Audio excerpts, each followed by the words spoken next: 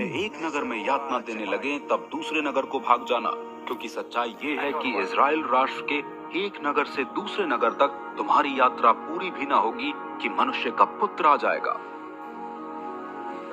शिष्य अपने गुरु से श्रेष्ठ नहीं और ना दास अपने स्वामी से। शिष्य के पक्ष में यही काफी है कि वो अपने गुरु के तुल्य हो जाए तथा दास अपने स्वामी के।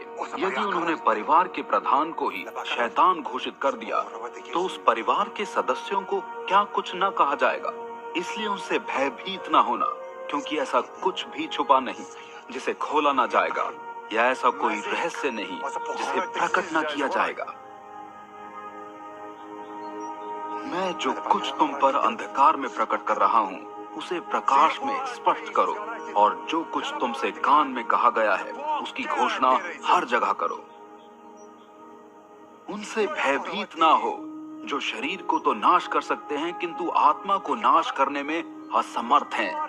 सही तो ये है कि भयभीत उनसे हो जो आत्मा और शरीर दोनों को नरक में नाश करने में समर्थ है। क्या 2 गौरैयां बहुत सस्ती नहीं बिकती? फिर भी ऐसा नहीं कि यदि उनमें से एक भी भूमि पर गिर जाए और तुम्हारे पिता को उसके विषय में मालूम ना हो। तुम्हारे सिर का तो एक एक बाल गिना हुआ है, इसलिए भयभीत ना हो। तुम्हारा दाम अनेक गौरैयों से कहीं अधिक है। जो कोई मुझे मनुष्य के सामने स्वीकार करता है, मैं भी उसे अपने स्वर्गीय पिता के सामने स्वीकार करूंगा, किंतु जो कोई मुझे मनुष्य के सामने अस्वीकार करता है उसे मैं भी अपने स्वर्गीय पिता के सामने अस्वीकार करूंगा। ये ना समझो कि मैं पृथ्वी पर मेल मिलाप के लिए आया हूँ। मैं मेल मिलाप के लिए नहीं, बंटवारे के लिए आया हूँ। मैं आया हूँ कि पुत्र को उसके पिता के, पुत्री को उसकी माता के तथा बहू को उसकी सास के विरुद्ध उकसाऊं।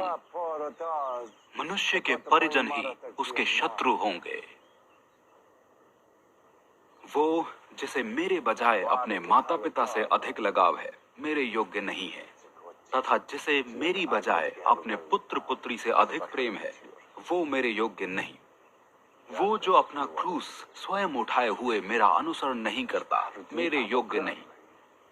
वो जो ये समझता है कि उसने जीवन पा लिया है वो उसे खो देगा, तथा वो जिसने मेरे लिए अपना जीवन खो दिया है उसे सुरक्षित पाएगा। वो जो तुम्हें स्वीकार करता है मुझे स्वीकार करता है, और जो मुझे स्वीकार करता है उन्हें स्वीकार करता है जिन्होंने मुझे भेजा है। जो कोई एक भविष्यद्वक्ता को एक भविष्यद्वक्ता के नाम में स्वीकार करता है एक भविष्यद्वक्ता का इनाम प्राप्त करेगा, और वो जो एक धर्मी व्यक्ति को एक धर्मी व्यक्ति के नाम में स्वीकार करता है धर्मी व्यक्ति का ही इनाम प्राप्त करेगा। जो कोई इन मामूली व्यक्तियों में से किसी एक को एक कटोरा शीतल जल मात्र इसलिए दे कि वो मेरा शिष्य है, तुम सच तो मानो वो अपना इनाम नहीं खोएगा।